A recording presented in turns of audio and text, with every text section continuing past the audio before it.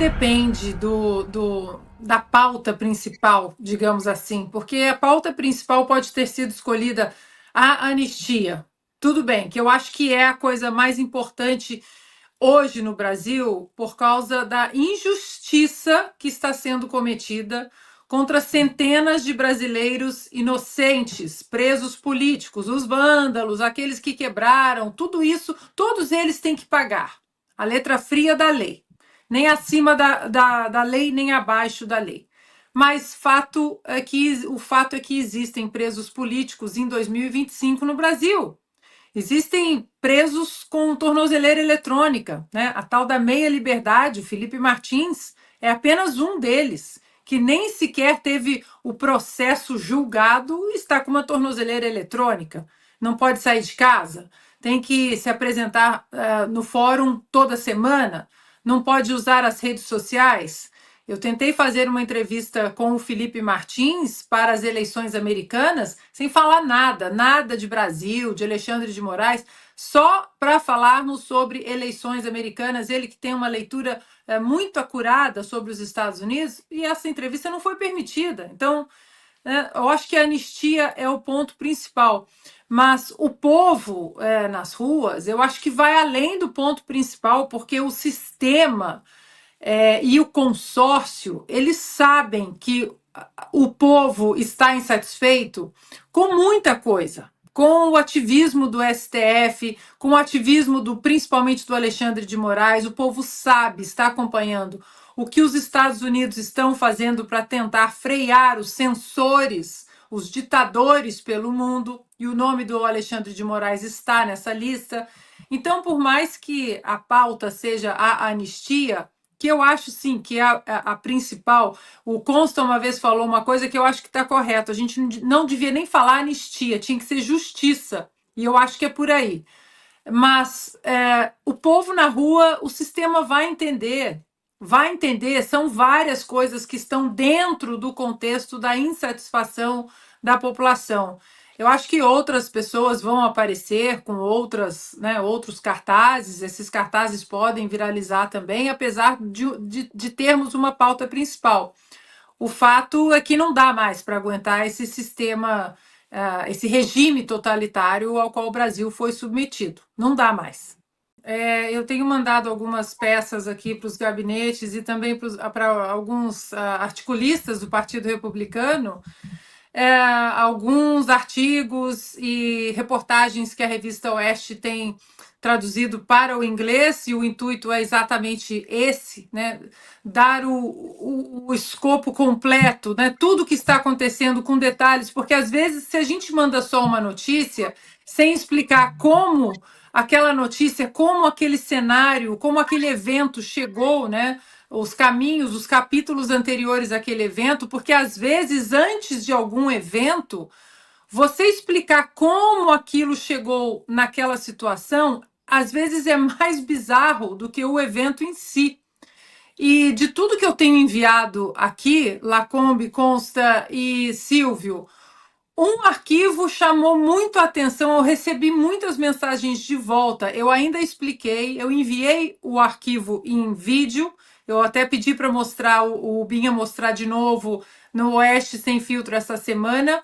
Eu coloquei legendas em inglês naquele vídeo do Alexandre de Moraes, pedindo, coagindo o colaborador, né, Mauro Cid. Foi difícil colocar legenda, porque o Alexandre de Moraes, até ali, ele não fala nada com nada, as frases não acabam, não começam numa sequência, não é nem jurídica, numa sequência normal, de um português normal, de maneira normal. Eu pedi 2 amigos advogados para me ajudar, até eles falaram, meu Deus, que confusão que esse Alexandre de Moraes faz.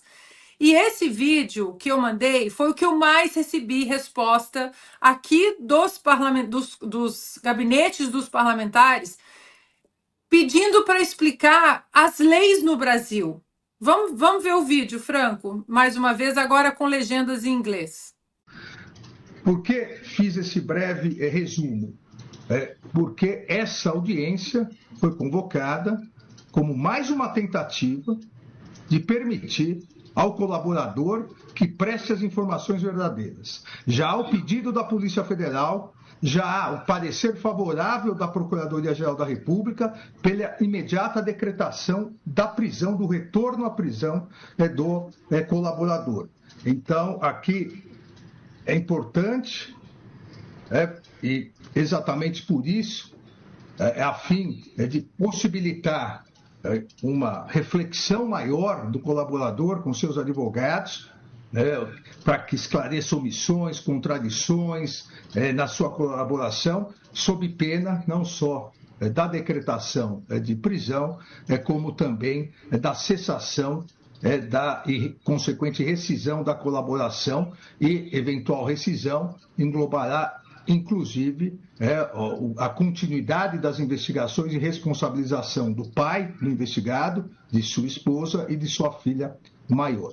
Eu gostaria de saber se o colaborador está plenamente ciente das consequências da manutenção dessas omissões e contradições.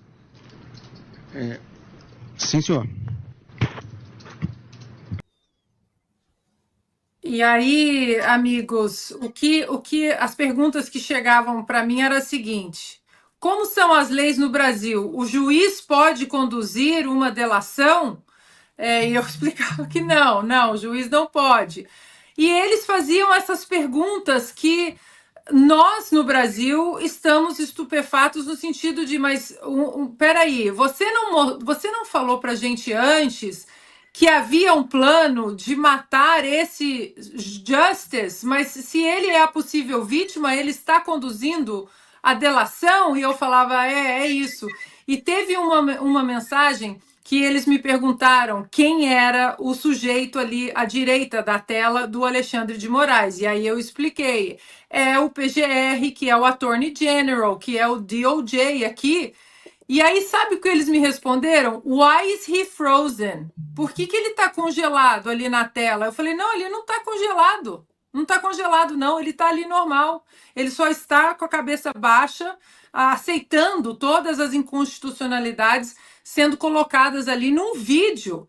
E aí, eles, assim, aqui chocados, como esse vídeo, como não acontece nada por parte da PGR, por parte dos outros ministros do Supremo Tribunal Federal. Aí eles me perguntaram qual é a nossa ferramenta, mais uma vez, de freios e contrapesos, né? A casa revisora de algo desse tipo. Eu disse que é o Senado. Enfim, de todo o material que eu tenho mandado aqui, esse vídeo é o que mais deu o que falar aqui. Ninguém acredita, todos ficam de boca aberta com o conteúdo desse vídeo, com os personagens do vídeo, com a coação, com a ameaça. Se o senhor não corrigir as omissões, nós vamos incluir o seu pai, sua esposa e sua filha. Ou seja, teve um assessor de um parlamentar que me disse o seguinte: this is mafia stuff. Isso é coisa de máfia. E, sinceramente, ele não está errado.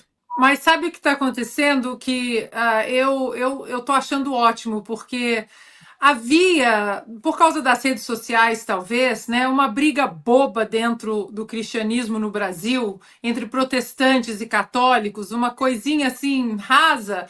E depois do que aconteceu com o Frei Gilson, eu estou achando lindo os protestantes falando: nós vamos defender nossos irmãos católicos. Vamos lá lotar a live do Frei Gilson. Então, eles estão conseguindo isso com esse ataque ao Frei Gilson. Os nossos irmãos protestantes vindo a campo, como aconteceu aqui na campanha presidencial, que qual foi aquela governadora, Consta, que fez aquele vídeo horroroso colocando um Doritos na boca da moça, fazendo uma chacota, né, com a hóstia. Enfim, aquela governadora amiga dos democratas, e fazendo, né, uma chacota, um vídeo colocando um Doritos com uma moça de joelhos, com um chapeuzinho LGBT. E, enfim, os protestantes foram junto com os católicos na porta da casa da governadora, e aquilo acabou unindo mais ainda os cristãos. em relação à necessária vitória de Donald Trump por causa dos cristãos, e agora está acontecendo no Brasil. Então, continuem atacando, ataquem bastante, porque a força que os cristãos vão demonstrar no Brasil, católicos, protestantes, vocês vão ver. Eu acho que cutucaram a onça errada, e essa onça não é nem só o Frei Gilson, são os cristãos como um todo, católicos, protestantes, evangélicos, estão todos cansados desse ataque à religião, à nossa religião no Brasil. Vou deixar o Canadá para o Consta. Tá O que ele ótimo. mandou aqui no nosso grupo, um xiita ambientalista. Vou deixar para o Consta. Eita, Lacombe, impressionante. É, pois é. O que acho que o que mais me impressionou no discurso do Donald Trump é o interesse do brasileiro pelo discurso do Donald Trump. Nós, da revista Oeste, transmitimos ao vivo, com tradução simultânea, e era 1 hora da manhã, e nós tínhamos 60 mil pessoas ali ainda ouvindo as análises, ouvindo as palavras, a mensagem. E acho que dá para a gente resumir, já falamos bastante essa semana sobre o discurso, mas é um sopro de sanidade. Acho que o resumo é esse: um sopro de sanidade. Foram 4 anos, até um pouco antes também, dentro da própria administração do Donald Trump, o primeiro mandato. Aliás, é por isso que esse discurso não é chamado de discurso da União. Se fosse um segundo mandato consecutivo, aí sim, né? O quinto discurso dele, em 2 mandatos consecutivos, seria o do Estado da União. Mas como teve esse gap do Biden, ele volta para um primeiro mandato, digamos assim, técnico, no sentido de ele só está no governo há 40 dias. Então aí tira o nome oficial de discurso da União, só por isso, mas não deixa de ser, né, ali o Estado da União, digo. Mas, Lacombe, eu acho que foi isso. O americano cansou da insanidade, da cultura woke, da demonização das forças policiais, homem praticando esporte com mulher, essa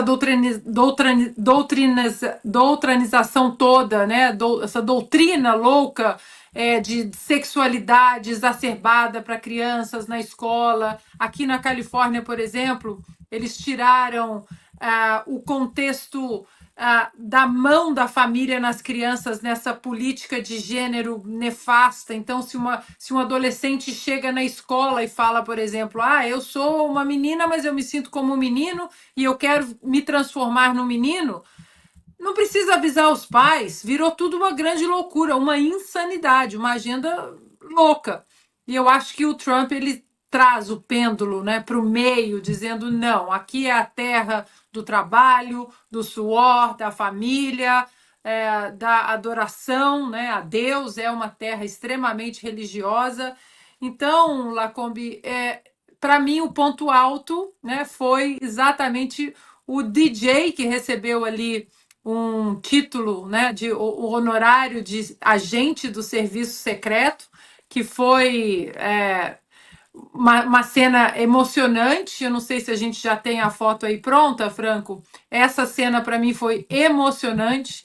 Os democratas sequer levantaram para aplaudir esse menino que tem um câncer no cérebro, luta há 6 anos, né, contra esse câncer.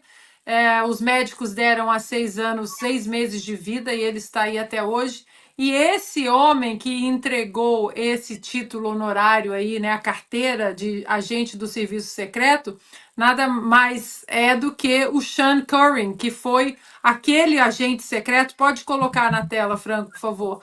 Esse aí de óculos escuros do famoso dia do 13 de julho de 2024, quando o Trump sofreu um atentado contra a vida em Butler, na Pensilvânia. Hoje o Sean Curran ele é diretor da agência de serviço secreto, e foi ele que entregou, né, ali a carteirinha. Então, Lacombe, eu escrevi sobre isso na Oeste, o Constantino também, Augusto Nunes também. Foi uma edição dedicada à volta da águia, né, no topo, comandando o Ocidente, as liberdades, defendendo o trabalho, a meritocracia. E foi um discurso muito inspirador no sentido de, olha, quem manda na América é o americano, é aquele que quer trabalhar, é aquele que quer orar, que quer proteger a sua família, não é essa agenda que fica choramingando, que você tem que olhar a cor da pele, a opção sexual. Então, eu acho que o resumo é esse: é uma volta à sanidade, é uma volta ao bom senso que o mundo está esperando há muito tempo. Ninguém aguenta mais. Paula, eu acho também que o Frei Gilson, esse período da Quaresma é um período muito sagrado para nós católicos. Eu acho que ele vai se concentrar exatamente no que ele está fazendo, que é orar, que é trazer a palavra de Jesus, a palavra de Deus para os fiéis, para aqueles que estão pensando em voltar para o cristianismo, para a Igreja Católica. Agora, Paula, esse ataque todo é um baita tiro no pé dessa gente, dessa turma do amor, né? É a turma do amor que chama um padre de vagabundo. É inacreditável isso. Inacreditável, mas é porque o Frei Gilson, ele não prega a teologia da libertação. O Frei Gilson, ele como um homem da nossa Igreja Católica, diferentemente de outros, ele não vai a manifestações do Hamas, né, do grupo terrorista Hamas, que degola bebês. O Frei Gilson não apoia o aborto. Então, por isso que vem essa turma do amor e da tolerância chamando um padre de vagabundo. É inacreditável isso. Agora, o tiro no pé eu considero pelo seguinte, Paula. Antes, o que seria uma celebração, principalmente, né, da Igreja Católica, a oração, o rosário durante a Quaresma, agora virou um assunto da trincheira do cristianismo. Protestantes estão se unindo ao Frei Gilson, espíritas, evangélicos, os cristãos estão agora se unindo em torno do Frei Gilson, dizendo: pera lá, agora não, agora vocês mexeram com todos nós. Em 2024, Paula, durante a campanha eleitoral aqui nos Estados Unidos, uma governadora do Michigan, a Gretchen Whitmer, muito alinhada com o Partido Democrata, ela resolveu fazer um vídeo engraçadinho no TikTok, uma moça com um chapéu LGBT de arco-íris ajoelhada, e é a governadora do Michigan pegando um salgadinho ali de Doritos e fingindo que era uma hóstia e entregando assim na boca da menina, fazendo uma chacota, uma clara chacota com a fé católica. Pois bem, naquela mesma semana, o que aconteceu é o que está acontecendo no Brasil agora. Protestantes, evangélicos, todos se uniram com os católicos e foram fazer uma manifestação pacífica na porta da casa da governadora, que depois, num vídeo, pediu 1000 desculpas, mas o dano ao Partido Democrata e à campanha de Joe Biden já estava feito. Então, Paula, continuem fazendo isso. Vocês vão aumentar ainda mais uma legião de pessoas com fé num Brasil melhor, com fé na resiliência, com fé de que Deus está olhando sim para o Brasil. E veja você, Paula, já estão falando que até o final da Quaresma, essas lives do Frei Gilson, elas passarão 2 milhões de pessoas. Eu estava lá às 5 da manhã, exatamente porque contra essas pessoas que aplicam e que querem colocar goela abaixo do brasileiro essa agenda nefasta da esquerda, da doutrinação das crianças, demonização das forças policiais, demonização da fé. Eles não vão vencer. Continuem fazendo isso, turma da tolerância, do amor, que a legião de fiéis só está crescendo. Paula, os valores são, assim, inacreditáveis, né? Pela atual situação do Brasil, e eu aqui serei o disco arranhado do Rio Grande do Sul, sim, que foi abandonado pelo governo federal, abandonado. O Rio Grande do Sul, depois daquela tragédia, foi abandonado pelo governo federal. e o governo federal vai mandar 750 milhões de reais para o Banco do Brasil, para a publicidade, para os Correios 380 milhões, a Secom 562 milhões e a Caixa Econômica 468 milhões. Imaginem, não precisa pegar, poderia pegar só um aqui, vamos pegar o mais baixo aqui, o Correios, 380 milhões. Imaginem o que 380 milhões de reais não fariam no Rio Grande do Sul. Crianças, idosos, creches, atendimento médico, atendimento de emergência, pronto-socorro, infraestrutura. Imaginem, só aqui os Correios, 380 milhões, ainda tem 750 do Banco do Brasil, 560 da Secom, 468 da Caixa. Essa é a prioridade do governo. Agora, é o que o Silvio disse, o produto não é bom, então essa publicidade do governo Lula, esse dinheiro todo destinado, esses bilhões aqui, serão destinados para mentir. Porque vai mostrar a verdade? A verdade é que o povo não está conseguindo colocar comida na mesa, não está conseguindo pagar as suas contas, faltando vários tipos, eu estava lendo aqui no chat, vários tipos de medicamentos faltam nos postos médicos. Então, vai fazer o quê? Né? O desemprego continua de maneira acelerada, a economia totalmente desaquecida. Então, esse contrato de publicidade é para mentir. E aí vai entrar o pacote bonitinho que vão colocar no governo, né? A mentira que vão empurrar para o Brasil, essa mentira, as mentiras todas, elas serão colocadas no inquérito das fake news, porque eles não vão falar a verdade. Que o Brasil está voando, a economia está maravilhosa, as reformas estão... infraestrutura. O que o governo fez de infraestrutura, Paula? Nada. Nada. Ou seja, bilhões de reais destinados, tirados do povo, de quem precisa, Nordeste sempre precisando, Rio Grande do Sul precisando, para falar mentira, porque é o que eles vão fazer. Muito discretos, sem rede social, só falam nos autos, participam de algumas reuniões e conferências nas universidades, né? Alguns foram professores, então participam ali nos cursos de direito, mas ali nos cursos de direito eles falam o que está na Constituição. Já o Alexandre de Moraes, por exemplo, escreve um livro sobre a Constituição, um livro muito bem recomendado, correto, e o outro Alexandre de Moraes joga o livro do antigo Alexandre de Moraes na lata do lixo. Então, é complicado, Paula. Agora, é curioso como eles adoram o bônus do status de celebridade, né? Ministros da Suprema Corte, eles adoram o bônus, carros blindados, 1000 seguranças, jatinho da FAB para baixo, para cima, camarote exclusivo, não quero falar com a imprensa, sobe num palanque político e diz derrotamos o bolsonarismo e está tudo bem, mas o ônus eles não querem.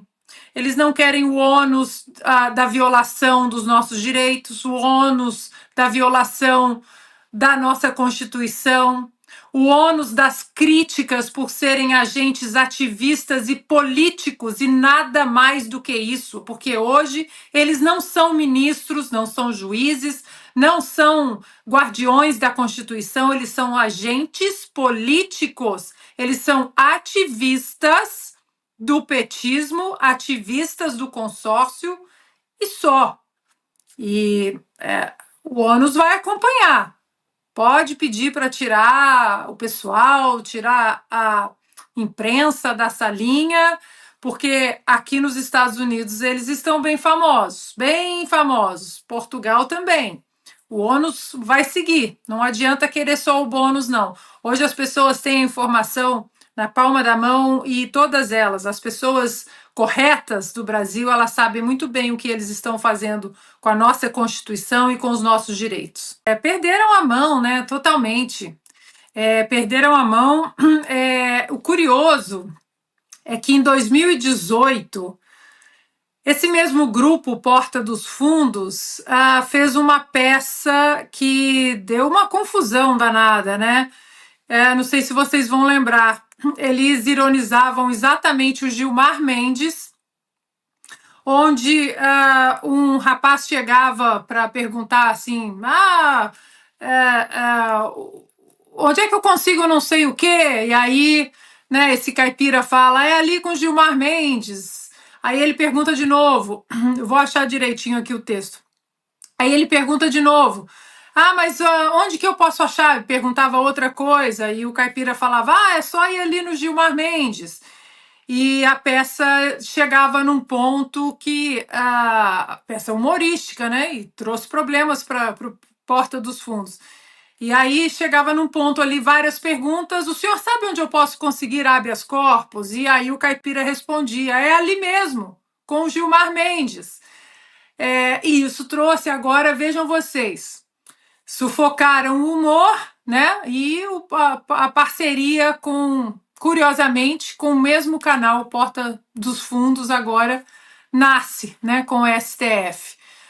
Eu já escrevi aqui na Revista Oeste um artigo, os mais de 40 habeas corpus, né? Que o Gilmar Mendes deu para vários integrantes ou investigados e presos da Operação Lava Jato. O senador Sérgio Moro também, né, teve problemas porque numa festa junina fez uma brincadeira também com os habeas corpus do Gilmar Mendes, mas o dos fundos, né, tá liberado. Eles agora, por se ajoelharem ao STF, duvido que teriam um problema, mas, claro, beijando o anel dos reis do Supremo Tribunal Federal, eles não vão ousar fazer uma brincadeira como essa. Agora, não adianta fazer uma postagem apenas dizendo que não tem dinheiro público envolvido. É preciso provar que não há dinheiro público envolvido. Só postagem não adianta, não. Boa noite, doutor. Obrigada pela entrevista. Bom, doutor, vou ler um comentário aqui, né, do nosso chat, da Deise Rodrigues Lira. Não há lógica para os Supremos, infelizmente. Doutor, queria tocar num ponto que saiu, né, tanta coisa para a gente olhar em toda essa seara do 8 de janeiro, mas uma coisa que parece que saiu do nosso radar, e como o senhor aqui coloca o Flávio Dino como uma peça da defesa para a devida elucidação de todos os procedimentos adotados pelos órgãos de segurança pública, já que ele era o ministro da Justiça. Doutor, e as câmeras do 8 de janeiro? A filmagem do Ministério, exatamente do Ministério da Justiça do Flávio Dino, isso simplesmente evaporou, acabou, morreu o assunto? É a dúvida de todos. Quando a gente coloca o Flávio Dino como testemunha, nós não estamos querendo tumultuar o caso em hipótese alguma. Acontece que denunciaram os Kid Preto pelo 8 de janeiro. E no 8 de janeiro, a autoridade máxima da segurança pública do país era o Flávio Dino. Há muito a ser explicado. Por exemplo, o horário da invasão, militares no subsolo assistindo a invasão pelo celular. O horário da invasão, pessoas invadindo o Planalto e militares com escudo recuando. As imagens. Veja, agora nós temos um processo. Agora não é mais investigação, agora tem que ter contraditória e ampla defesa. As testemunhas têm que explicar, agora é olho no olho. Senhor ministro, aqui testemunha. E deve ser testemunha. Não aceitar o Flávio Dino como testemunha é cerceamento de defesa, porque ele era a autoridade máxima daquele dia. Ele decidiu ocultar imagens, tem que explicar o motivo e tem que ser ouvido na condição de testemunha, que não pode se calar, não pode omitir e não pode mentir. Muito deve ser esclarecido. Veja, um processo, para que uma condenação seja legítima, ele tem que respeitar o contraditório e a ampla defesa. Se o Flávio Dino não fosse parte não seria indicado como testemunha. Se o ministro Alexandre de Moraes não tivesse sido indicado como vítima, não teria sido indicado a ser ouvido. Então não há nenhuma chicana defensiva aqui. A questão é, estão construindo uma aberração jurídica e acham que nós, juristas, vamos engolir isso. Não vamos. Nosso compromisso é exclusivamente com a observância da legislação e da correta aplicação da lei. Da narrativa, do golpe, a voz, assim, é até difícil a gente ouvir. Eu estava vendo aqui mais de 1.300 convidados, E aí sempre me perguntam como são as posses aí nos Estados Unidos. No vídeo, você vê 4 pessoas. Você vê o empossado, o presidente, um juiz e uma testemunha. Ali atrás, todos no salão oval, ali atrás, né, das câmeras, você tem 15 pessoas, 10 pessoas, 15 no máximo, E essa é a cerimônia de posse aqui de qualquer secretário que passa pela sabatina do Senado. Agora, é curioso, né? Eles mencionam o filme. Acabei de ler aqui diretamente da nossa redação. BNDES envia 32 milhões de reais à produtora do filme Ainda Estou Aqui. A Conspiração Filmes deve investir o valor em desenvolvimento, produção e internacionalização de obras audiovisuais. Imaginem as obras audiovisuais. E aí tá aqui, o BNDES aprovou 32 milhões de reais para a produtora do Ainda Estou Aqui. A informação foi divulgada pelo Poder 360. E o Brasil, Rio Grande do Sul, não, é 32 milhões para essa produtora, 500 milhões para a Caixa, 500 para a Secom, 700 para o Banco do Brasil. É isso. O petismo, esse atual desgoverno, virou uma máquina de propagar mentiras. Mentiras. Não tem produto, não tem resultado, não tem plano, não tem voo, não tem plano de voo para o Brasil, nada. E aí o questionamento fica: os nossos parlamentares vão ousar em algum momento mexer no tal vespeiro das urnas eletrônicas e do artigo 37, contagem pública, contagem sob escrutínio público? Porque não adianta, a máquina de propaganda está aí, milhões para todo mundo, para o Brasil pensar que o Lula é esse poço aí de bondade. Anne Moura, né, a secretária nacional de mulheres, né, do Partido dos Trabalhadores, ela disse que o Programa Nacional de Comitês de Cultura, que foi criado em 2023 com um orçamento de quase 60 milhões de reais, que o montante é destinado a ações de mobilização, apoio e formação de artistas no país. Mas a Anne Moura resolveu reclamar porque o dinheiro não foi para a campanha dela. Ou seja, ela só botou a boca no trombone porque outros receberam dinheiro para a campanha, mas ela não, porque aqui diz que Anne Moura, que tem base em Manaus, ressaltou que o ex-chefe do comitê, Marcos Rodrigues, deveria ter usado a estrutura do grupo em sua campanha para vereadora.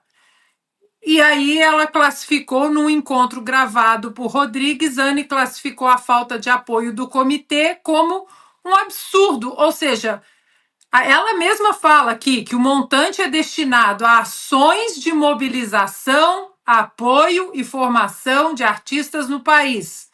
Mas ela só resolveu falar porque ela não recebeu parte dos quase 60 milhões de reais, praticamente, é isso. Aqueles que odeiam os Estados Unidos amam o dinheiro dos Estados Unidos. Curioso isso, né? O Donald Trump ele já tinha saído desse Acordo de Paris durante a primeira administração dele, aí Joe Biden voltou, e eu recomendo a todos da nossa audiência ler o Acordo de Paris. É pouquinho, 27, 28, no máximo 30 páginas. E você vê as cláusulas ali do Acordo de Paris, assim como muito do dinheiro do pagador de impostos que está reclamando com razão aqui agora em relação ao envio desses recursos para a Ucrânia, é que o envio não tem rastreamento nenhum, simplesmente o dinheiro vai para lá.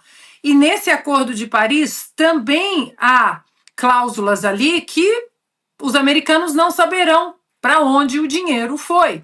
Simplesmente paguem, americanos, paguem. E Donald Trump disse não. Agora este governo, Donald Trump agora, né, no primeiro mandato, ele ainda fazia algumas concessões, porque havia uma possível reeleição em 2020, uma campanha, e agora, Paula, ele simplesmente cansou, ele não precisa mais de reeleição. O vice dele, o J.D. Vance, segue fazendo esse papel de construção como o possível futuro nome para 2028, e Donald Trump está fazendo a faxina assim que o americano estava esperando há muito tempo. Saiu da OMS, saiu daquele conselho hipócrita dos direitos humanos das Nações Unidas, agora também do Acordo de Paris. O americano votou nisso, Paula, numa agenda antidesperdício. É exatamente isso que está acontecendo. Paula,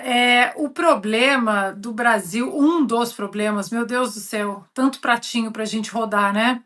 Mas eu acho que um dos maiores problemas do Brasil hoje é essa quantidade de partidos, né? São muito partido que não serve para absolutamente nada, a não ser para pesar aí nessa balança que vai de acordo com o vento, que vai de acordo com o executivo, que vai de acordo com o ativismo do Supremo Tribunal Federal, e são os partidos ali de centro.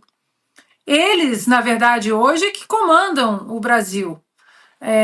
Nós precisamos seriamente começar a falar numa reforma política, diminuição dessa quantidade de partidos, candidaturas independentes, o recall, por exemplo, também o voto distrital. O deputado Luiz Felipe de Orleans e Bragança tem uma proposta para a reforma política que eu considero essencial, né? É que é tanta coisa no nosso radar, né, Paula? Tanta coisa que a gente tem que falar, que a gente tem que ler.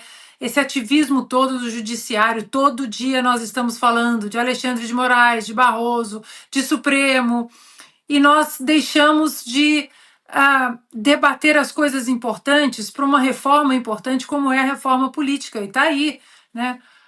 Será que em uma democracia saudável, num Congresso saudável, que não tivesse ali como uma arma na cabeça o tempo todo, o foro por prerrogativa de função, se os partidos tivessem, de fato, alinhamento com a sua base eleitoral, nos princípios, na política, será que o Centrão seria isso? Será que o PT ainda estaria aí?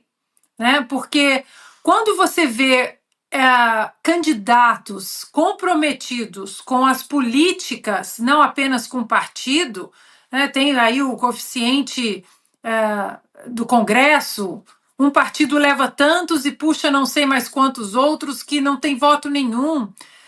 Será que é isso que o nosso Brasil precisa? Ainda estamos debatendo, depois de tudo que o país e o mundo viram, com o mensalão, com o petrolão, nós falamos da candidatura do Lula como uma coisa normal, do PT como se fosse uma coisa normal. Então, Paula, essa volta toda, porque o comentário em relação ao Lula declarar apoio foi aí praticamente perfeito do Piotto, mas essa volta toda é para dizer que nós precisamos urgentemente de uma reforma política. O Brasil não aguenta mais o PT, o Centrão, esses partidos que vão de acordo com o vento do dinheiro, dos ministérios, da troca de moeda política, comprometimento zero com a população e com as necessidades do povo brasileiro. Zero. Em algum momento, quando saímos dessa tempestade hoje, que é indiciamento de Bolsonaro e Alexandre de Moraes, que está causando uma destruição histórica no Brasil, nós precisamos voltar a falar da reforma política para que esse tipo de assunto não esteja mais na nossa pauta. Essa afirmação do Lindenberg Farias, essa afirmação mostra que eles estão com bastante medo do que está acontecendo aqui nos Estados Unidos, de todas as informações que estão sendo circuladas aqui nos Estados Unidos sobre o PT, o Alexandre de Moraes, o Supremo, o Gilmar Mendes, o Toffoli. Para mim, a única razão para querer tirar o passaporte do Eduardo Bolsonaro é essa, é a única. Né? Como o Cauti disse, não tem crime, não tem investigação, não tem condenação, não tem absolutamente nada. Mas tem muito medo, né, Lindenberg? Tem muito medo, porque esse consórcio que foi estabelecido no Brasil hoje, STF barra PT barra Executivo Lula, né, o Brasil de 2025, as vísceras desse consórcio estão expostas aqui nos Estados Unidos. Então, isso só mostra muito medo, muito respeito, né, Lindenberg, e muito medo também de como o Brasil do Lula está sendo exposto aos Estados Unidos, está sendo exposto à administração de Donald Trump e principalmente ao secretário de Estado Marco Rubio, que tem demonstrado uma grande preocupação com as Américas. Então, para mim, é um sinal de respeito. Vai fazer barulho, pode perturbar um pouco, mas mostra, Lindenberg, o respeito que você tem pela oposição e o medo que vocês estão de que a verdade continue seguindo o seu caminho. Vai colocar mais lenha nessa fogueira que está sendo armada aqui, com o próprio nome do Alexandre de Moraes. Quando saiu essa notícia, o Eduardo Bolsonaro estava aqui, né, no domingo, ele até participou no outro domingo, ele até participou do 4x4, e no outro dia, um dos principais assessores do Donald Trump, o Jason Miller, ele foi até o X e disse: mas agora querem apreender o passaporte também do Eduardo Bolsonaro. Lembrando que a cobertura da Oeste que nós fizemos diretamente de Washington, o que eu mais ouvi ali foi a tentativa, né, as perguntas sobre por que o presidente Bolsonaro não estava ali, por que o passaporte dele tinha sido retido. Então, agora, só o fato de que eles querem tomar o passaporte do Eduardo Bolsonaro sem crime, sem investigação, sem inquérito, sem nada, isso pode ser, eles podem pensar que é uma proteção para o Alexandre de Moraes, mas aqui a notícia vai cair como um baita tiro no pé para eles. Mais uma pecinha no quebra-cabeça estranho do Brasil, estranho de Alexandre de Moraes e de Lula. Isso não vai cair aqui como uma questão formal de alguma investigação. É mais uma pecinha na implacável novela do Brasil hoje de pura perseguição política aos dissidentes do regime alexandrino. A conta, para quem não apoiar a anistia, a justiça, perdão, aos presos políticos que nós temos hoje no Brasil, a conta vai chegar em 2026. Não adianta se esconder aí, né, atrás do centrão, atrás do silêncio, em cima do muro, porque essa conta vai chegar. Hoje a população do Brasil sabe muito bem o que aconteceu no 8 de janeiro. Vandalismo, quebra-quebra, aquilo tudo, né? E todos nós queremos, o cidadão de bem do Brasil quer que os vândalos paguem pelo que eles cometeram. Mas as pessoas também têm perguntas: o que aconteceu com G. Dias, com o fotógrafo da Reuters, com a encenação toda, as imagens do Flávio Dino, do Ministério da Justiça, por que as imagens foram destruídas, por que elas sumiram? Isso tudo vai chegar na conta das eleições em 2026. O Augusto menciona muito isso. E, Paula, o PT está com tanto medo dessa manifestação e de todo o contexto que vem sendo exposto aqui fora, que agora está mandando, né? Um dos meninos de recados aí, o Lindenberg Farias, ficar caçando o passaporte do Eduardo Bolsonaro. O contexto hoje aqui nos Estados Unidos para os americanos do que é o Brasil do Lula não é o Brasil amigo dos americanos. O Brasil do Lula e do Alexandre de Moraes, esse contexto, Paula, não é bom. É difícil falar sobre os casos, né, do 8 de janeiro, sobre os inocentes, e tudo aquilo que poderia ser colocado de uma maneira transparente, limpa, que toda a verdade que poderia ter surgido, ter sido mostrada, não surgido, das câmeras, né? Quantas câmeras ali? Quantas? Tudo sumiu, tudo apagou, tudo desapareceu. Olha, Paula, como uma pessoa religiosa, eu continuo acreditando muito na justiça divina. Eu acho que não tem.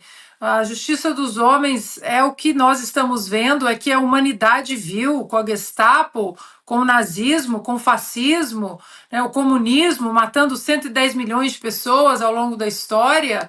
O mal ele se traveste, ele volta, ele põe outra roupagem. Agora, isso aqui é uma arma. Isso aqui é uma arma inflamável, perigosíssima, e, no entanto, as empresas aéreas, elas deixam a gente viajar com isso dentro da bolsa. O Felipe Martins tem esse poder, né? De fazer parte de vários núcleos, de estar nos Estados Unidos, no Brasil, ao mesmo tempo, de sair, entrar, ninguém vê. É impressionante, é o novo Houdini. Paula, a defesa do Felipe Martins tem 178 páginas. Eu confesso hoje que eu não consegui ler todas durante a madrugada. Eu li algumas, mas eu vou focar, Paula, na parte que eu acho que está chamando mais a atenção dos americanos aqui. Falamos essa semana sobre isso, que é aquele vídeo, né, da delação ou da coação do Mauro Cid, o Alexandre de Moraes como juiz do caso, como vítima, conduzindo aquela delação, a delação do colaborador, como ele diz. Os americanos ficaram profundamente perturbados com aquele vídeo.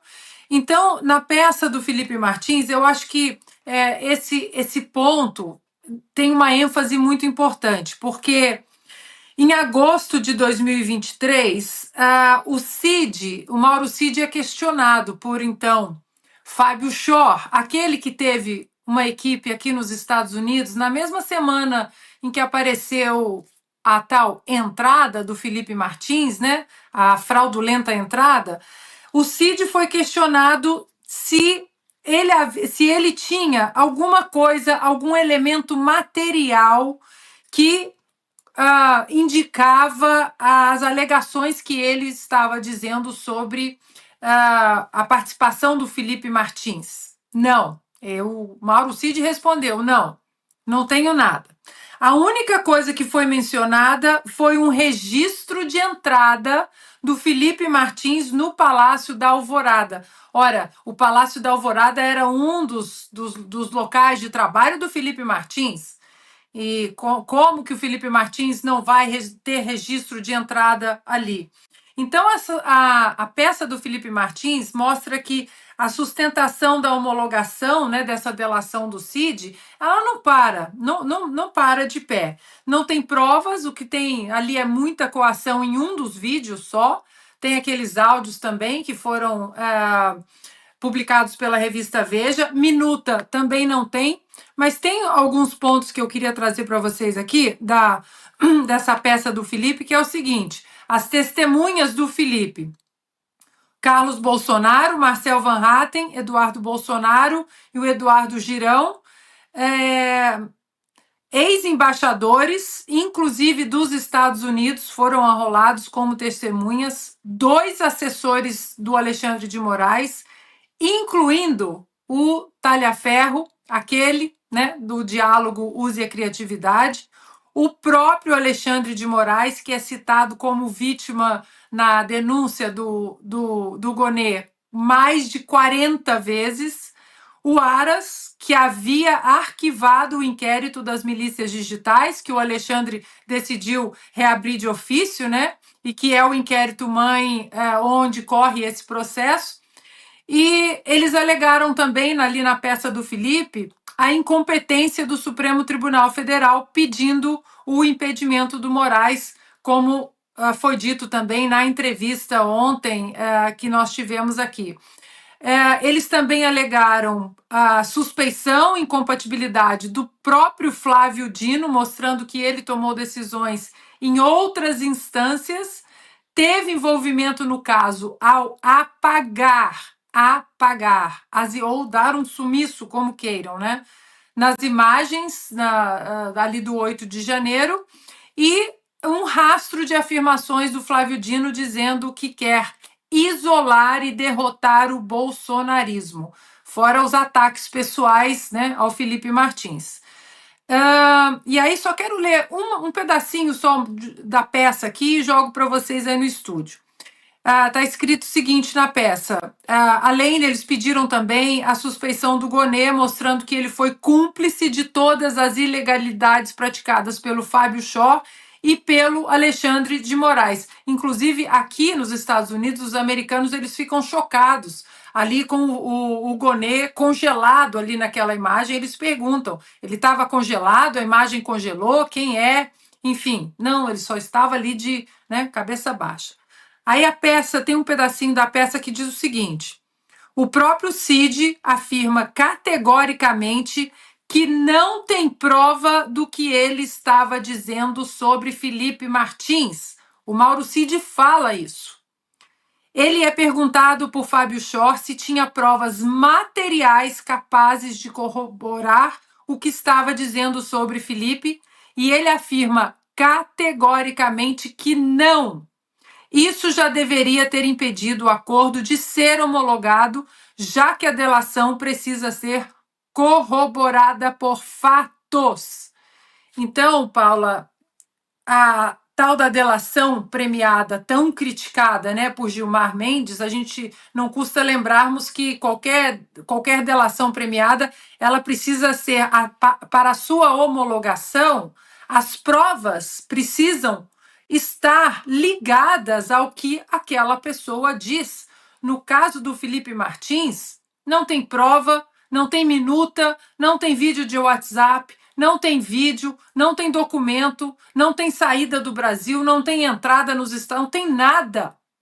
Por que o nome Felipe Martins está nesta denúncia? Para finalizar, Paula, o nome Felipe Martins, um dos maiores perseguidos por Alexandre de Moraes, é bom que Alexandre de Moraes guarde bastante bem esse nome. Felipe Martins.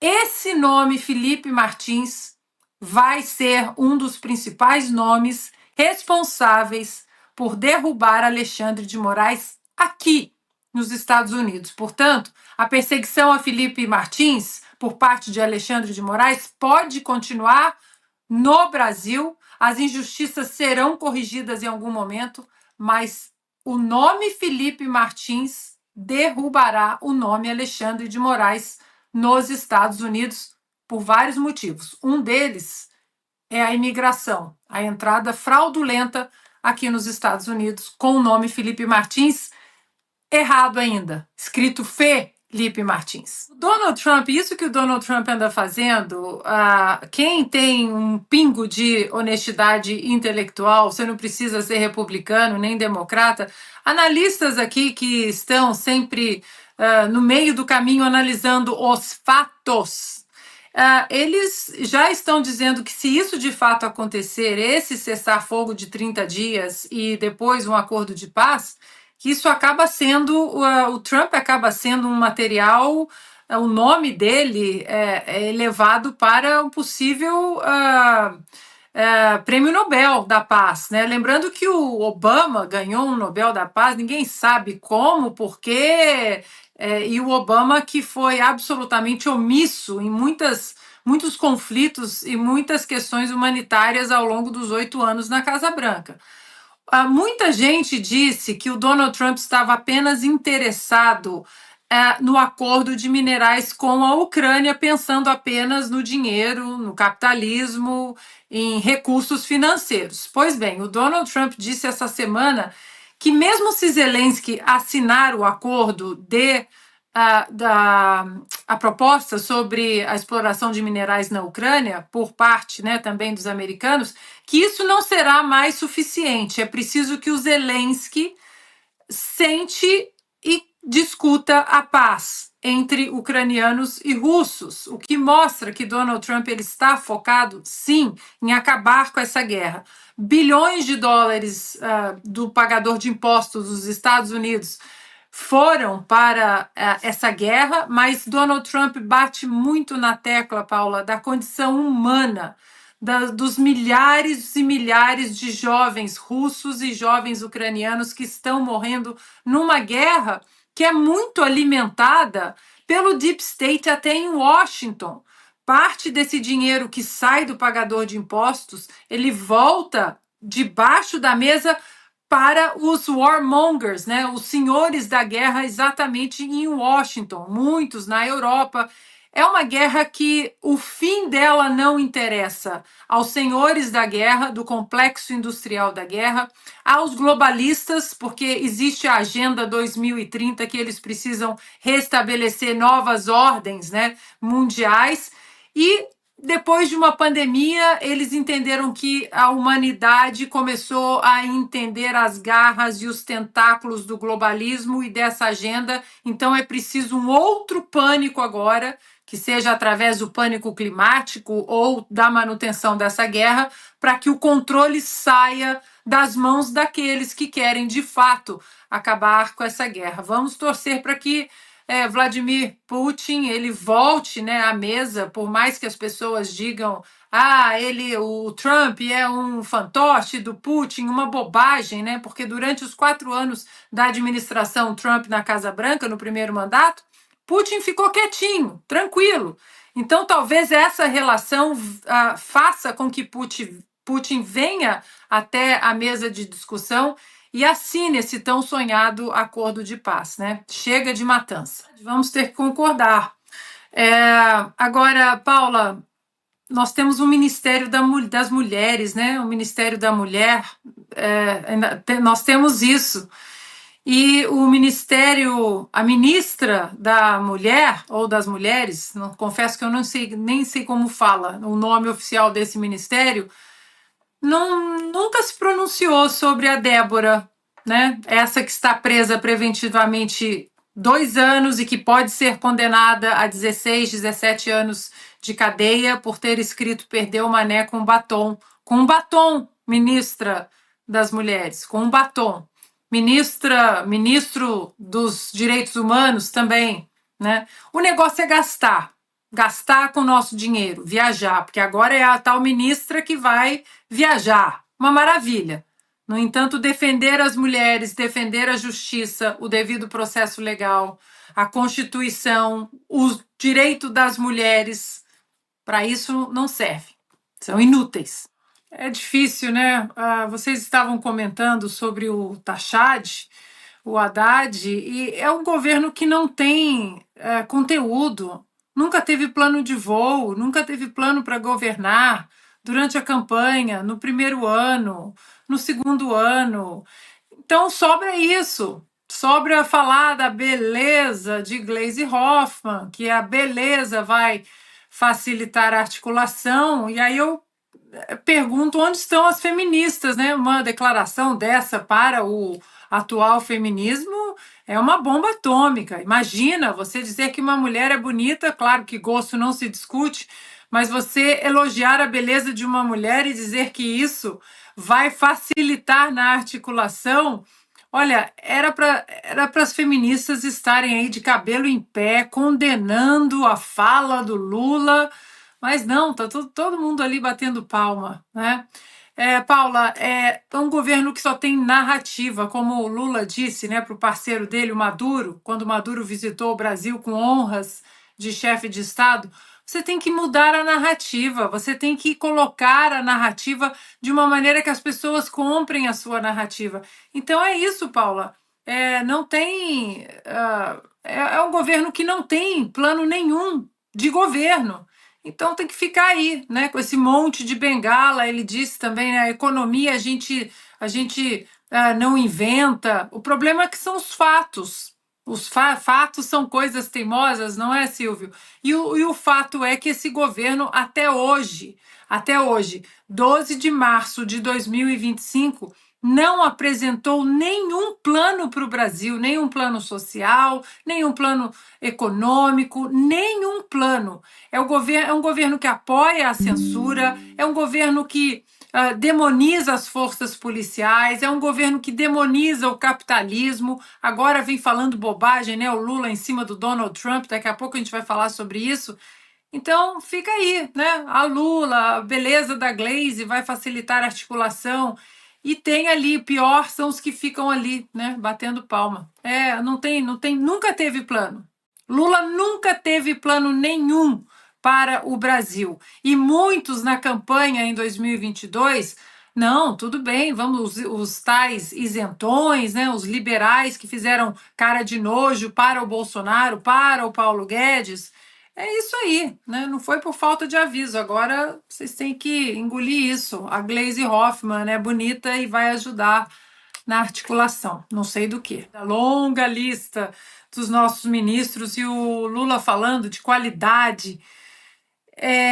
Bom, Haddad a gente já falou. Agora, que qualidade tem o ministro do esporte, o Fufuca? Desculpa, gente, eu vou ter que falar de novo. Fufuca, o que Fufuca sabe de esporte, pelo amor de Deus? Fufuca, ministro do esporte, Fufuca, não sabe o que é vôlei, basquete, tênis, não sabe nem a contagem, provavelmente. Aniele Franco só é ministra porque é irmã da Marielle. Educação, Camilo Santana, que é agrônomo. Agrônomo. Nízia Trindade, enfim. Mas esse é o nível, essa é a qualidade desse governo. A Janja não aplaudir o Romeu Zema é a tal qualidade ruim do governo. A Janja só sabe aproveitar do nosso dinheiro, fazer viagens, postar nas redes sociais, e as comunicações, a única comunicação que ela entende é a comunicação da má educação, aquelas duas palavrinhas, né? Em inglês, que ela disse para o Elon Musk. Essa é a qualidade do seu governo, Lula. Começa com a sua mulher, de péssima qualidade como primeira-dama. Péssima. Esqueceu o Rio Grande do Sul. Abandonou. Está abandonado o Rio Grande do Sul. Crianças, jovens, idosos, creches. Isso deveria ser o papel da Janja. A Janja não devia nem estar nesse evento, Paula. Então, Lula, essa é a qualidade do seu governo. Péssimo. Agora, eu fiquei... parabéns, né, Paula, pelo seu trabalho aí, por ler todas essas aspas. Agora, tem uma que é impressionante. Impressionante.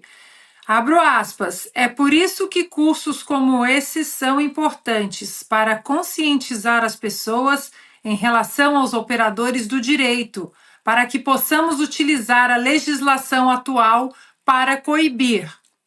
Ok? Se vier uma nova legislação, ótimo. Ok? Mas se não vier, nós não viveremos um momento de anomia. Basta uma simples interpretação. Ou seja, se vier uma legislação que eu não goste, se vier uma legislação que respeita a Constituição, que protege as liberdades de imprensa, de expressão, de comunicação, sagradas, né, na nossa Constituição, se essa lei continuar seguindo a Constituição, mas continuar me incomodando, eu vou interpretar do jeito que eu quero. Eu vou coibir, eu vou coagir, eu vou censurar, porque é o que ele faz. né? É a tal Constituição viva. O ministro Barroso adora isso. A tal o organismo vivo, uma Constituição viva. Um juiz famoso aqui da Suprema Corte Americana, nomeado por Ronald Reagan, o juiz Antonin Scalia, ele falava uma frase muito respeitado por democratas e republicanos, e ele deixava muito bem claro que a Constituição é um documento morto. É um documento morto. É o preto no branco. As letras em um papel branco. Se por acaso a nação, os legisladores não estão satisfeitos com esse documento morto, então que volte para o Congresso e que eles possam debater em cima das leis e modificar. Mas se isso não acontece, a Constituição não tem interpretação. É o que está ali, um documento que está ali. E no caso de mais uma fala, né, do ministro Alexandre de Moraes, que demonstra essa vontade de interpretação, de dirigir o Brasil, de administrar o Brasil, de editar o Brasil. É isso que ele faz. Ele não respeita o Congresso. Essa fala aqui, para mim, é simplesmente o resumo de tudo. Basta uma simples interpretação. Pronto. Agora, o Congresso vai ficar simplesmente de joelhos diante de uma fala como essa? O presidente da Câmara, o deputado Hugo Mota, ou do Senado, o Alcolumbre, ninguém vai rebater isso? Não, ministro, com todo respeito, não precisa bater de frente, não, mas mostrem a tal harmonia e independência dos poderes que está muito bem descrito na nossa Constituição. Não, ministro, olha, com todo respeito ao senhor, data vênia, né? Não é assim que eles gostam de falar? Isso aqui está errado. É o Congresso, são as casas legislativas que decidem as leis. Bom, a pergunta é retórica, eles não vão falar nada. De novo, a gente vai fazer todo o head que prendam os vândalos, os baderneiros, tudo aquilo. Nós não apoiamos o vandalismo, a quebradeira, tudo isso tem que ser punido. Mas havia senhoras ali, havia pessoas mais idosas se escondendo. Tudo isso a gente já falou aqui, estamos falando há muito tempo, né? Essa manifestação do dia 16 agora é importantíssima. Agora, Paula, eu vou sair um pouquinho do assunto, tem a ver com o assunto, mas eu vou sair um pouco. Eu estava vendo ali o Cleitinho, né, discursar e me lembrei do discurso dele na sabatina do Senado do Flávio Dino. Ele começou muito bem, aí logo depois ele começou a falar de outras coisas que não tinha muito a ver com a sabatina, e não estou colocando a culpa nele em si. Mas, em algum momento, nós vamos ter que ter uma sabatina para o Supremo Tribunal Federal séria, porque diante de tudo isso que nós estamos vendo, todas essas atrocidades contra inocentes no Brasil, não tem uma voz ali dentro do Supremo Tribunal Federal que, mesmo que seja a única voz, não tem uma voz que se levante e fale, deu, isso aqui é insanidade. Isso aqui não é respeito à nossa Constituição. Nós estamos voltando a uma era de barbárie da humanidade. Então, Paula, eu sei que é muita coisa para a gente falar, pratinho para a gente rodar, para a gente discutir, é reforma política, é isso, é foro por prerrogativa de função. Mas se não começarmos a colocar gente corajosa que respeite a Constituição no Supremo Tribunal Federal, aquela sabatina não dá. Passar Flávio Dino, que chamou o presidente Bolsonaro de demônio e que agora simplesmente achou normal ele estar envolvido no julgamento do presidente Bolsonaro.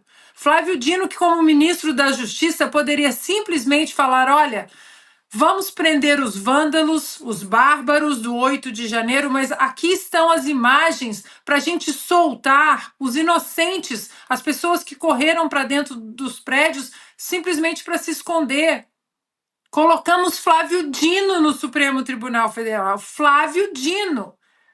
Então, Paula, desculpa ter saído um pouco, mas é que tudo isso que nós estamos vivendo também é por omissão do Senado, já falamos muito, né, do Rodrigo Pacheco, omisso, cúmplice de todo esse regime totalitário, mas nós precisamos começar a encarar toda a sabatina para o Supremo Tribunal Federal como uma das coisas mais importantes para o futuro do Brasil.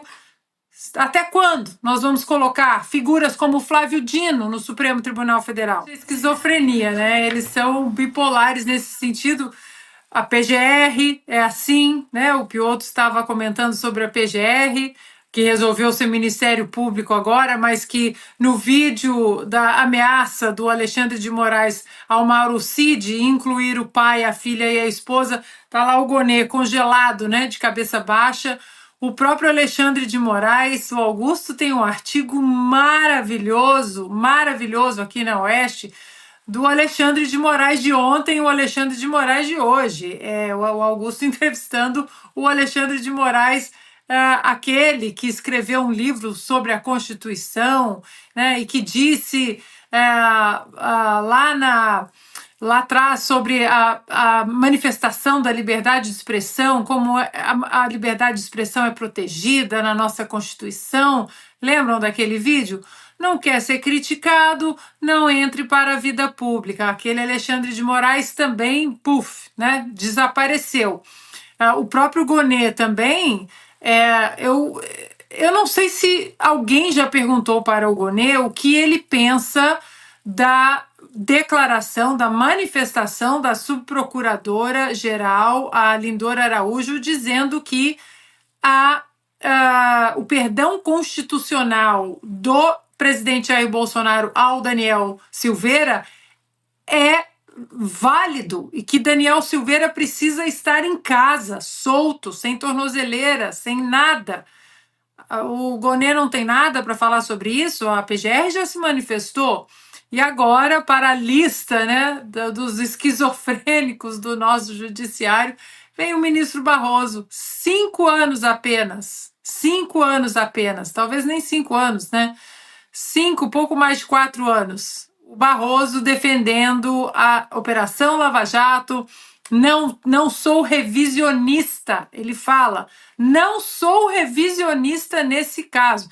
Tem também, agora lembrando aqui, o Gilmar Mendes, falando que as prisões preventivas eternas, que isso era uma tortura. Ele falou isso num vídeo. Isso é uma tortura, numa sessão ali no plenário do Supremo Tribunal Federal. E nós temos a Débora, que pode ser condenada a 16 anos agora de prisão, presa preventivamente 2 anos, porque aqui, abriu um batom, Augusto, ó. Abriu um batom e escreveu, perdeu mané. E isso aqui é uma arma. O Donald Trump deu uma entrevista ontem em uma conferência de negócios e ele está sendo muito transparente.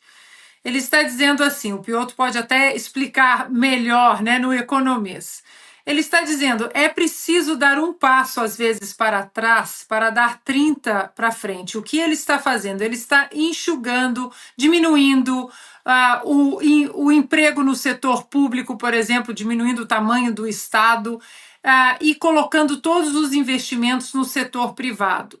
Já são tantos bilhões de dólares da Honda, da fábrica de chips de computador de Taiwan, tanta gente voltando para os Estados Unidos, estabelecendo suas fábricas aqui, e é isso que ele quer fazer. Ele não está simplesmente colocando uma narrativa ou pintando um cenário, não. A economia está voando, está tudo maravilhoso.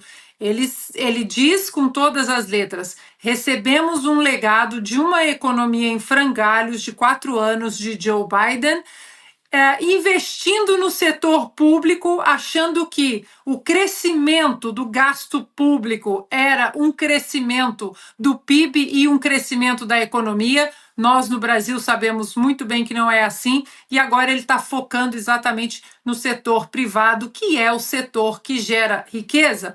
Agora, a palavra, né, que foi dita aí pelo Lula é a palavra que o Donald Trump está usando, reciprocidade. Eu mandei uma lista, por exemplo, de bens que são importados do Canadá para os Estados Unidos para o Pioto. O leite, por exemplo, tem uma tarifa de 270%. Os americanos pagam 270% no leite canadense para vir para cá. O queijo, 245%. Então, o presidente Trump está dizendo isso, reciprocidade. Por que um iPhone que custa $800 aqui nos Estados Unidos, no Brasil ele custa $2.500? Exatamente por causa das tarifas. Então, Donald Trump está sendo muito transparente. Uma curiosidade que aconteceu essa semana também, Paula, nesse plano da diminuição do Estado, ele simplesmente cancelou milhares e milhares de cartões corporativos de agentes federais. O sindicato desses agentes venceram na justiça. O sindicato venceu na justiça para que esses cartões fossem desbloqueados, não fossem cancelados momentaneamente. O que o Donald Trump fez? Tudo bem, desbloqueia os cartões e o limite para cada cartão vai ser de $1. Então, isso ele está sendo muito transparente, Paula. A diminuição do Estado, a máquina pública enxuta e o setor privado levando todos os recursos e investimentos e gerando emprego e aquecendo a economia dos Estados Unidos. Eu sei que é um trabalho, assim, muita gente... Eu vou recomendar uma coisa que muita gente vai olhar para mim e vai falar assim, mas você está louca, nem pensar. Eu recomendo ler a peça A Denúncia da PGR contra o presidente Jair Bolsonaro. Eu recomendo muitíssimo ler as 272 páginas, principalmente as primeiras 20 páginas. Uma introdução necessária. São as primeiras 20 páginas. Uma introdução necessária.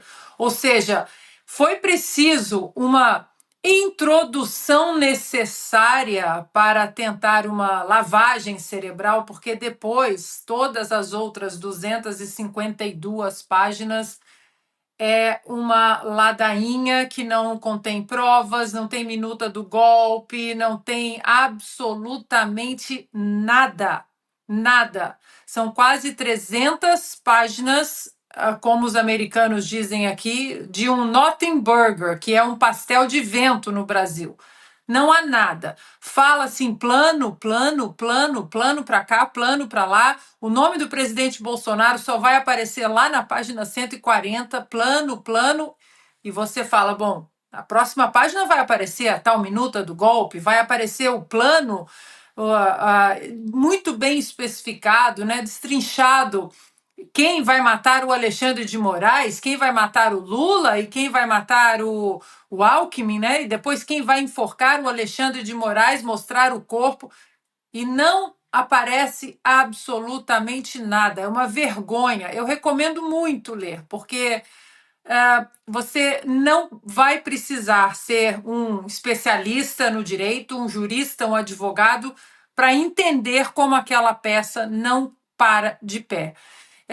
Então, Paula, uma pena, né, que o Brasil abandonou a justiça, abandonou o livrinho da Constituição e adotou esse livro aí que o Alexandre mostrou, o livro do Kafka. Infelizmente, é a nossa realidade. Muito boa noite, doutor Paulo. Obrigada pela presença numa semana complicada, né, para o Brasil, eu diria.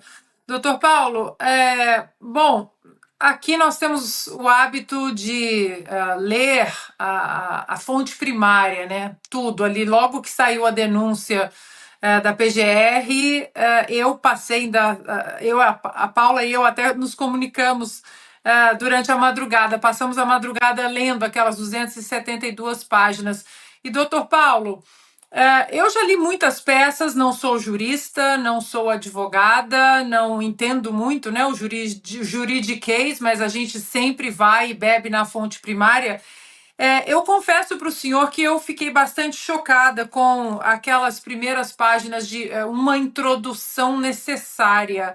Eu gostaria de ouvi-lo sobre isso, se isso é um costume, né, nas peças. Eu confesso que não, das peças que eu li, eu não vi uma explicação, né, uma introdução necessária.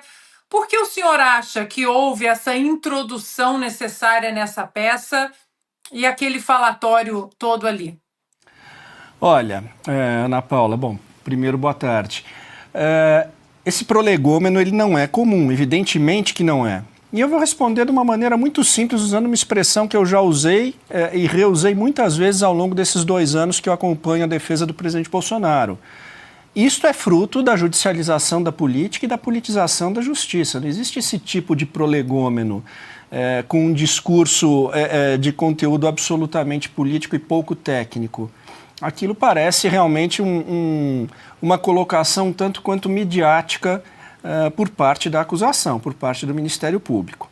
A denúncia, é bem da verdade, vocês leram as 272 páginas, imagino que tenham lido as 889 do relatório, relatório final da Polícia Federal e que arrimou, basicamente, essa denúncia, né? A denúncia, ela primou por um português muito melhor, burilou bastante o volume, né? O relatório da Polícia Federal era extremamente repetitivo e pecava um pouco no vernáculo, mas me chamava a atenção, né? Porque esse relatório, ele utilizava o advérbio possivelmente por 96 vezes.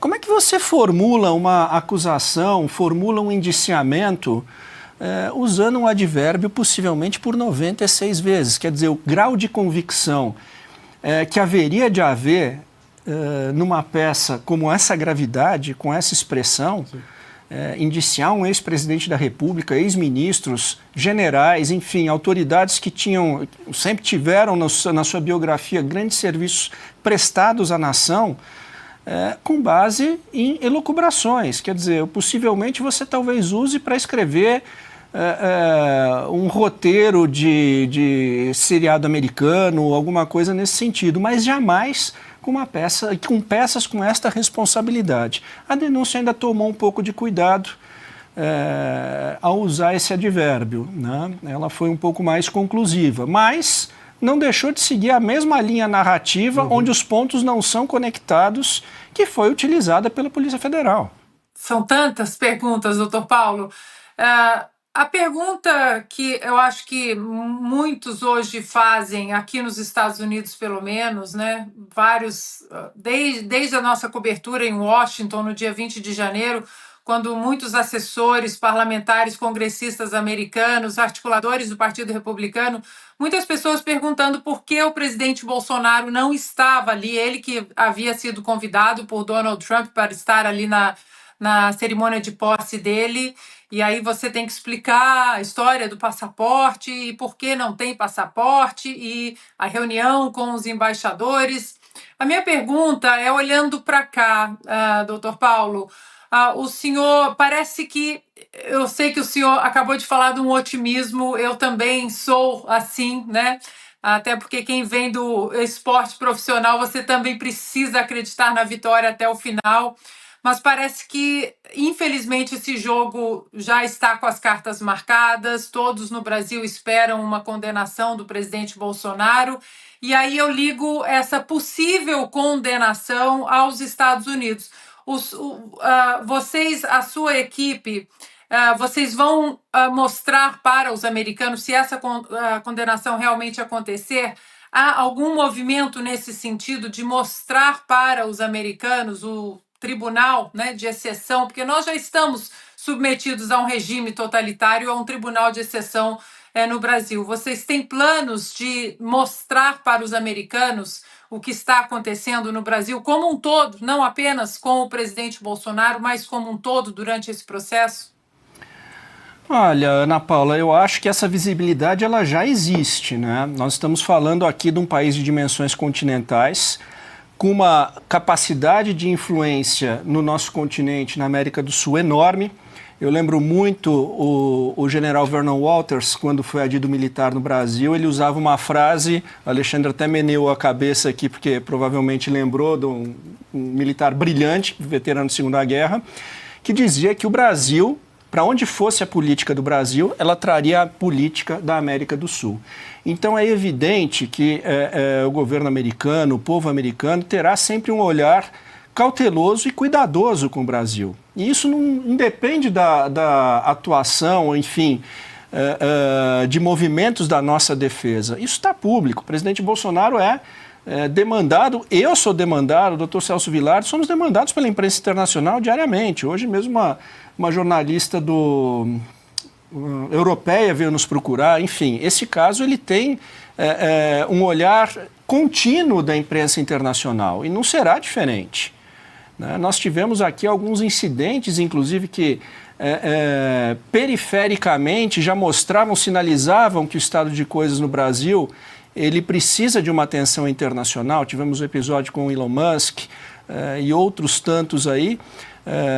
E lembrando, inclusive, que o caso do presidente Bolsonaro remete a uma agenda muito delicada, que é a da liberdade de expressão.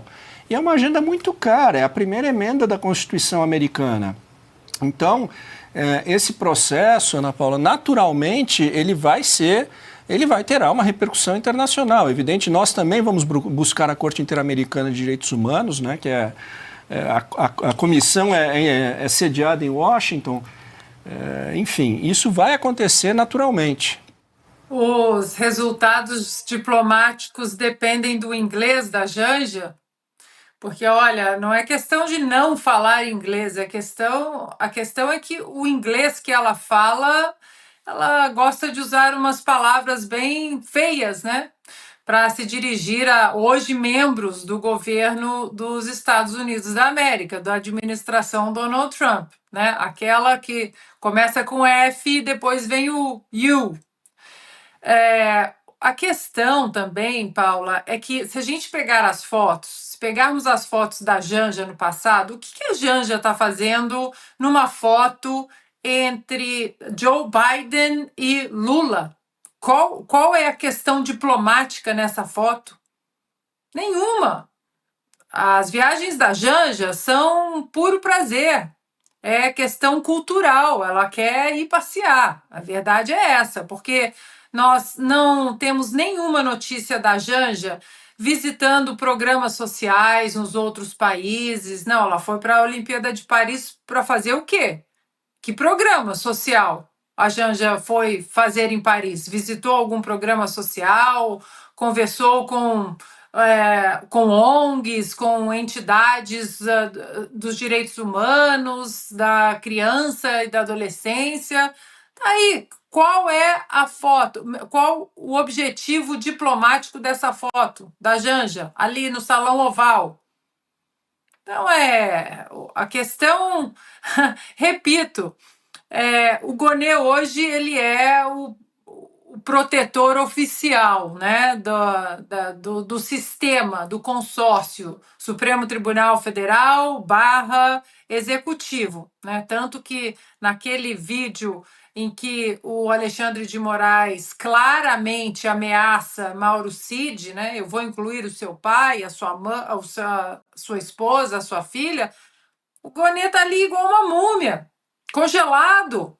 Ele não faz mais o papel, né, de Ministério Público sério. Hoje ele é mais um aliado político deste desgoverno, só isso. E vai proteger também uma primeira-dama que usa e abusa do dinheiro do pagador de impostos no Brasil e não tem veia diplomática nenhuma. Vamos ser honestos, senhor Gonê, nenhuma, não tem veia diplomática nenhuma. Se tivesse alguma preocupação com o social, de verdade, ela estaria lá no Rio Grande do Sul. Lá. Nesse momento, ela estaria lá. Paula, e esse inquérito, ele está em vários documentos aqui nos Estados Unidos, né? Aqui eles não chamam, né, de o inquérito das fake news. Aqui eles colocam o número oficial, né, o 4781. Esse inquérito está muito bem explicado, inclusive com o nome do ministro Dias Toffoli. Apenas esse inquérito ele está explicado naquela ação do Donald Trump, das empresas de mídia do Donald Trump e da Rumble contra Alexandre de Moraes.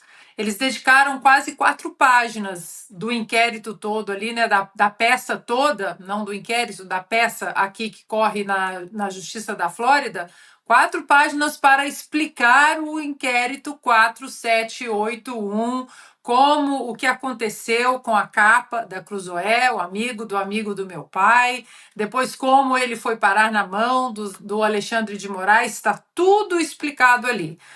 Esse inquérito também, Paula, está naquele relatório de mais de 500 páginas da Câmara dos Deputados, da House, né, da Casa dos Representantes aqui nos Estados Unidos, sobre os Twitter Files, né, Brasil, os arquivos do Twitter do Brasil. Então, esse inquérito ele já é famoso, já está famoso internacionalmente e não de maneira positiva, como um grande combatente da desinformação, das fake news, aquela bobagem, né, que os censores adoram replicar quando eles querem calar as pessoas. Mas censura do bem, né? A censura disfarçada de proteção ao Estado de Direito, mas aqui nos Estados Unidos esse inquérito 4781 é colocado como um dos tentáculos perigosíssimos no mundo, porque ele sempre vem também acompanhado de peças legislativas na Europa, como também no Brasil, o 2630, o PL 2630. Então, Paula, esse inquérito completa 6 anos de existência no Brasil e a fama de censor, de perseguidor, né, perseguição política, chega aqui nos Estados Unidos e por mais que eles tentem encerrar esse inquérito no Brasil, aqui ele vai continuar sendo uma peça importantíssima nesse quebra-cabeça censor, né, nesse quebra-cabeça do regime totalitário do Brasil de 2025. O povo brasileiro come, em média, 260 ovos por ano. É pouco, não dá nenhum por dia. Mas sabe qual é a nossa produção de ovo esse ano, prefeito? Você sabe quantos ovos o Brasil vai produzir esse ano? 59 bilhões de ovos. Nós vamos produzir 59 bilhões de ovos. Então não tem explicação. Esse ovo está caro. Quer complementar, Augusto? Seriamente, vamos ver se a Ana concorda comigo. Se o Biden fizesse um discurso parecido, ele teria sido aposentado muito mais cedo pelo eleitorado americano e substituído pela Kamala Harris. Porque isso aí é um caso grave, né? Tem de examinar o que está acontecendo na cabeça do Lula. Não é normal. Ele já falou de ovo de ema. Ele está com uma fixação. Ele está com fixação com ovo aí que, olha, nos Estados Unidos teria apressado o processo. Ele cometeu mais um erro agora. Ele disse que nós produzimos 59 milhões. Não, quem produziu foi a galinha. Foram as galinhas. Né? Então, uma confusão danada. Aliás, fazer uma propaganda para o ovo, né? É o melhor alimento depois do leite materno. É o ovo mais completo. E deixa eu trazer aqui, já que estamos falando do ovo, de acordo com o IPCA, o preço dos ovos de galinha, não de ema, os ovos de galinha, teve um aumento de 15% somente entre janeiro e fevereiro deste ano. E aí, mais uma vez, o presidente prometeu que o governo vai conseguir baratear o preço da carne bovina. Então não tem explicação, esse ovo está caro. Alguém está passando a mão. Esse é o dado concreto. E nós queremos saber quem é. Ana, vou ter que reforçar a pergunta do Augusto aí. Se fosse aí nos Estados Unidos esse discurso com Biden, já teria afastamento aí mais cedo? Já teriam invocado aqui a 22ª emenda, se eu não me engano, que é quando o cérebro já foi embora. Agora, o que impressiona é que quando nós assistimos, né, esse tipo de imagem, 14 de março de 2025, parece que ele está em campanha. Parece que está em campanha. Nós ligamos a televisão aqui, por exemplo, e quando nós vamos ver o que o presidente Donald Trump está fazendo hoje, ele está ou no Salão Oval, ou ele está encontrando no Salão Oval com representantes do mundo, ou ele está numa reunião com investidores estrangeiros aqui no Brasil, uma reunião fechada, ou ele está numa reunião ministerial dele, com todos ali sentados à mesa. O Lula não faz isso, é o tempo todo em cima de um palco, como se ele estivesse numa campanha eleitoral eterna. É porque ele não está nem aí para o Brasil. Eu acho que o brasileiro já entendeu. Nós não precisamos, não queremos mais esse tipo de governante que não desce do palco.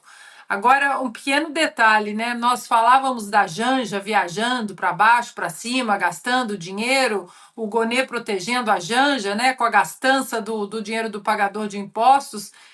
E o Geraldo Alckmin ali, o vice que deveria estar viajando, né? Para compromissos diplomáticos quando Lula não pode ir, ali sentadinho, quietinho, sem falar nada. Só colocam o Alckmin ou para ficar como um fantoche ali no mais absoluto silêncio, ou então vai lá para o parlamento iraniano fazer coro com aqueles terroristas gritando morte à América. Que final de carreira, né?